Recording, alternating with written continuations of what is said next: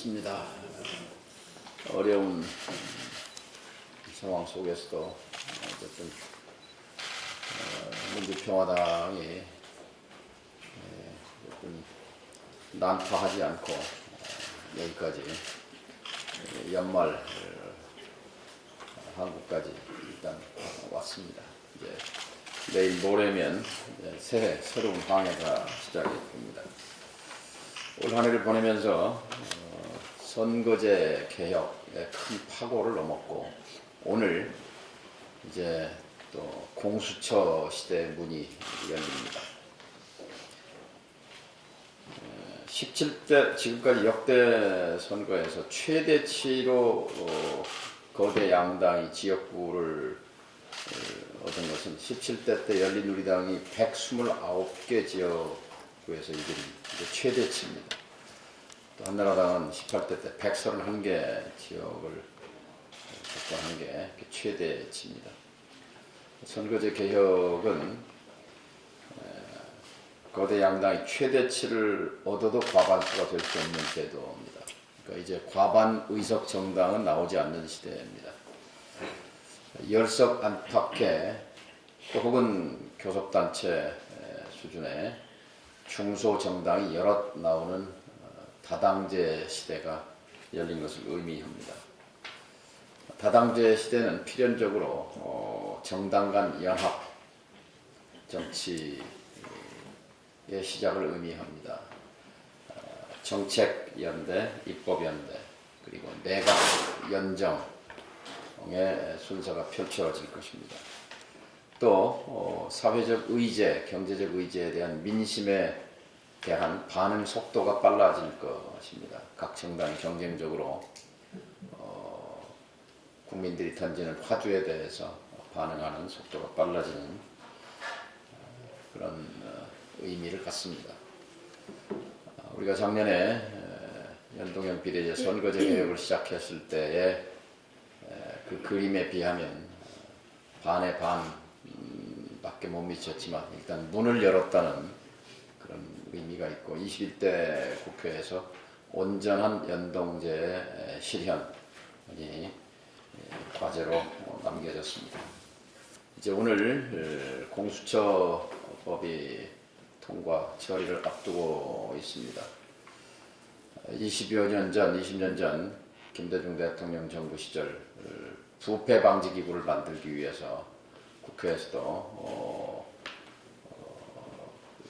조사단이 구성돼서 저도 해외 사례를 조사하러 다닌 적이 있습니다만 우리 사회에 보이지 않는 공직 부패는 심각한 수준입니다. 24시간 고위 공직자 7,000명, 국회의원 300명, 그리고 검사, 판사 4,500명, 장관급 각 지방자치단체장 등 모두 해서 7,000명의 고위 공직자에 대한 비위 첩보와 비리를 24시간 들여다보고 있는 이 기구의 존재만으로도 공직부패는 공직부패 근절에 크게 기여하게 될 것이라고 기대합니다. 정권에 따라서 공수처를 입맛대로 좌우할 것이라는 그 우려가 있습니다. 이것을 불식시키는 것이 남아있는 과제고 제도적으로 보완해야 할 문제라고 생각합니다. 대통령에 복속하는 공수처가 아니라 국민을 위해서 공직사회를 맑게 하는 그런 본연의 기능의 공수처가 작동되기를 기대합니다. 이상입니다. 네, 이제 올해도 오늘 내일 이틀밖에 남지 않았습니다. 그동안 여기 계신 분들을 비롯해서 우리 당직자들과 또 당원 여러분들 또 국민 여러분들께서 많이 쓰셨습니다. 우리가 새해 출발할 때 희망을 품고 달려왔는데 또 오늘 이렇게 한 해를 마무리하면서 여러 가지 감회가 새우리라고 생각합니다. 우선 국가적으로 국내 정치적으로는 선거제 개혁이라는 그런 큰 우리의 화두가 일단락이 되었습니다. 그것을 위해서 또 준비를 해야 될 것이고 또 당으로서도 큰 우여곡절이 있었습니다. 그럼에도 불구하고 우리 당이 그 처음 출발하는 그 정신을 잃지 않고 흔들리지 않고 여기까지 온 데 대해서 정말 감사드립니다. 감사드리고 또 우리가 이렇게 단결해 나가면 내년에는 좋은 일이 있으리라 이렇게 생각을 합니다. 어제 자유한국당의 필리버스터가 끝나고 오늘 본회의에서 공수처법을 표결하게 되었습니다.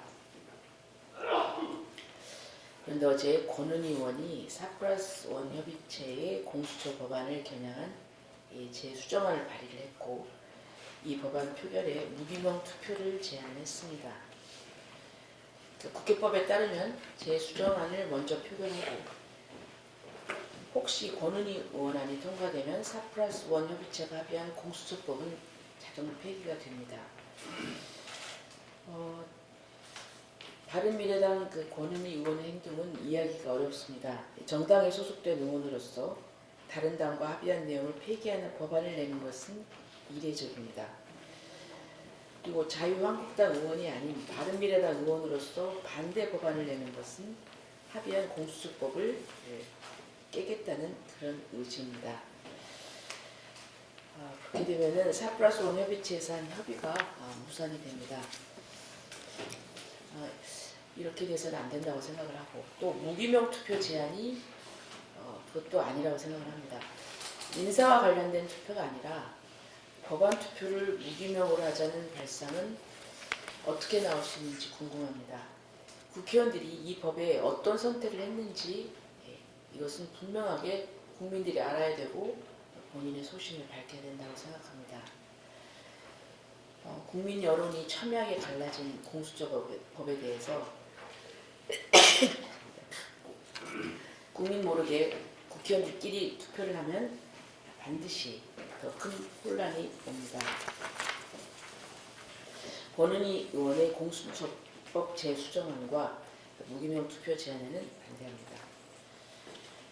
연말입니다. 올해 생활고로 스스로 목숨을 끊는 가족들이 유독 많았습니다.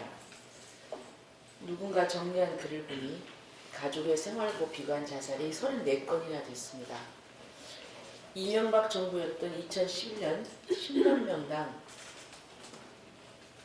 31.4명이었던 자살률은 재작년 24.3명으로 줄어들었다가 2018년 26.6명으로 늘었습니다. 올해 통계가 나오지 않았습니다만 숫자가 줄 것 같지는 않습니다. 정신의학자 제임스 길리건은 왜 어떤 정치인은 다른 정치인보다 해로운가 해서 미국 공화당 집권기에 자살률이 더 높다는 점을 밝혔습니다. 문재인 정부 첫 해에 자살률이 줄어들었습니다만 작년에 다시 증가했고 올해 나온 뉴스 빈도도 심상치 않습니다. 소위 민주정부가 집권했음에도 자살률이 다시 증가하고 있다는 것은 정부가 무능하다는 것을 방증합니다. 내년에는 문재인 정부가 이 서민들의 아우성에 귀 기울이고 민생을 최우선으로 챙겼으면 합니다. 올해 모두 수고하셨습니다. 감사합니다. 민주평화당이 이번 개혁법안 국면에서 초점을 맞춘 것은 선거법이었습니다. 공수처법은 어쨌든 4+1에 합의된 사항을 우리도 준수한다라는 그런 소극적인 입장이었습니다. 그런데 이제 바른미래당 내에서 다른 의견들이 하고 있지만 이것은 부적절하다고 생각합니다. 왜냐하면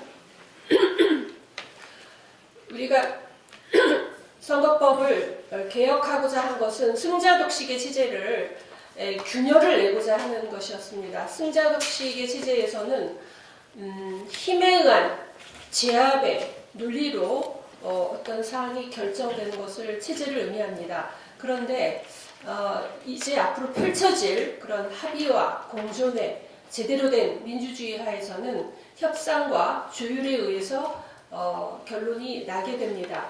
이번에 4+1 협의체는 그런 의미에서 새로운 선거제도 하에서 우리가 가야 할 방향에 대한 시범 운영이었다고 생각합니다. 4+1 협의체에서 선거법에 대해서도 협의를 구체적으로 했고 사법개혁에 대해서도 아주 구체적인 협의를 진행했습니다.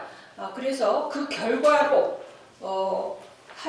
수정 합의안을 만들고 거기에 155명이 서명을 한 바 있습니다. 그리고 이 법안들은 이미 패스트트랙에서 통과될 당시 여야 사당이 합의를 해서 올린 법안입니다. 이후에 충분한 어떤 협의를 거쳐서 수정 합의안을 마련한 만큼 이거에 대해서 마지막 순간에 딴지를 거는 것은 앞으로 우리가 선거제 개혁의 시대에서 합리주의에 근거한 어떤 합의와 조율의 그런 정상적인 정치 문화를 만들어 나가는 데 있어서 굉장히 부적절한 태도라고 생각하고 자유한국당이 이런 선거제 개혁의 의미를 폄하하고 이것을 무력화시키기 위해서 비례한국당을 만든다는 것이 정면으로 개혁에 저항하는 반개혁이라면 4+1 합의를 무산시키려는 것 또한 반개혁적인 태도로 보여집니다. 이상입니다. 이제부터 총선 모드로 전환해야 하는데 모두가 보도 내용을 들어서 잘 아시겠지만은 우리 당은 어떤 동력으로 전국정당으로 거듭날 것인지 대국민 메시지도 중요하다고 봅니다. 작은 차이를 인정하고 상생과 통합의 정당을 만들어야 합니다.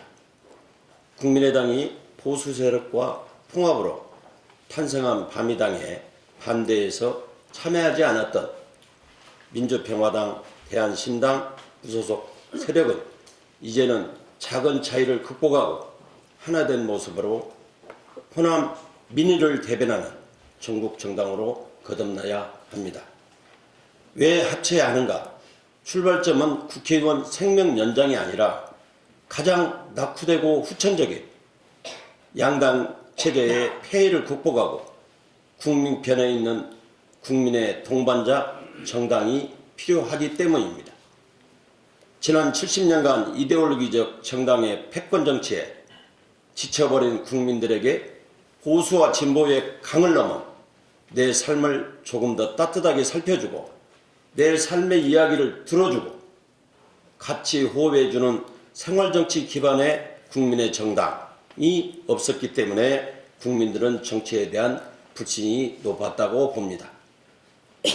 왜 우리는 사분오열된 모습으로 호남 민에게 실망을 안겨드렸는지 깊이 성찰하고 구존동이 사자성어처럼 이제는 차이점을 인정하면서 같은 점을 추구해야 합니다.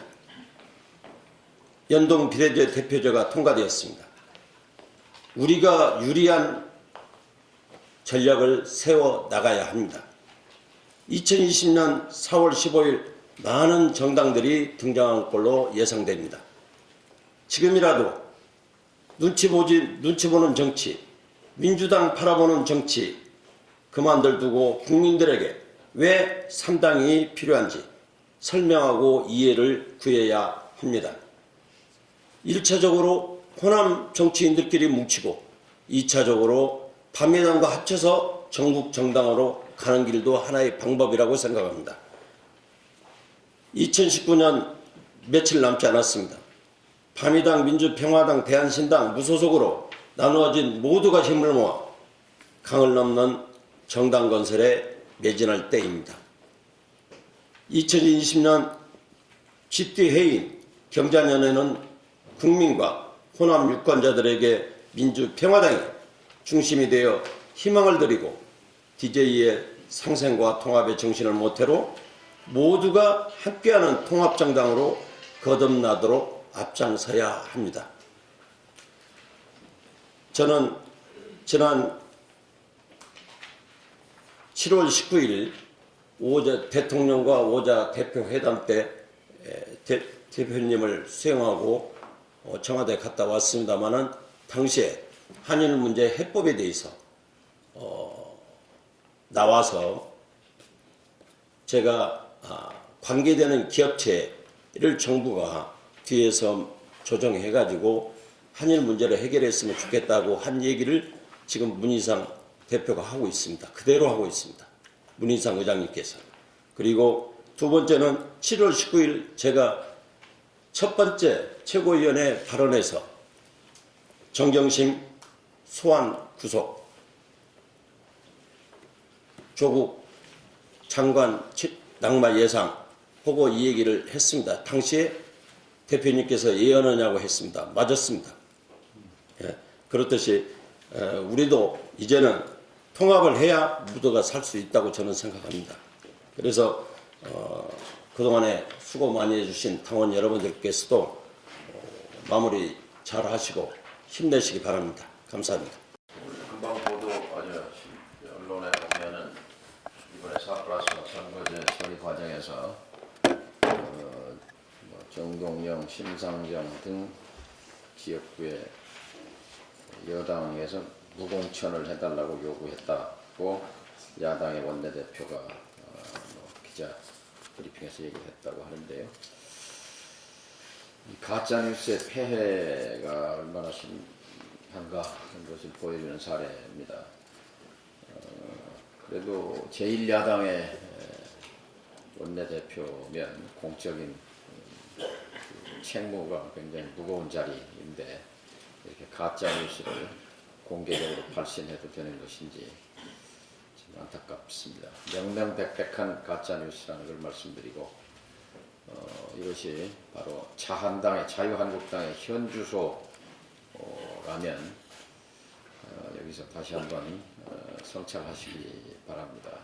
가짜 정보 위에 허우적거리는 자유한국당의 현 주소다. 허위의식에서 빠져나와라 하는 말씀을 드립니다. 이상입니다.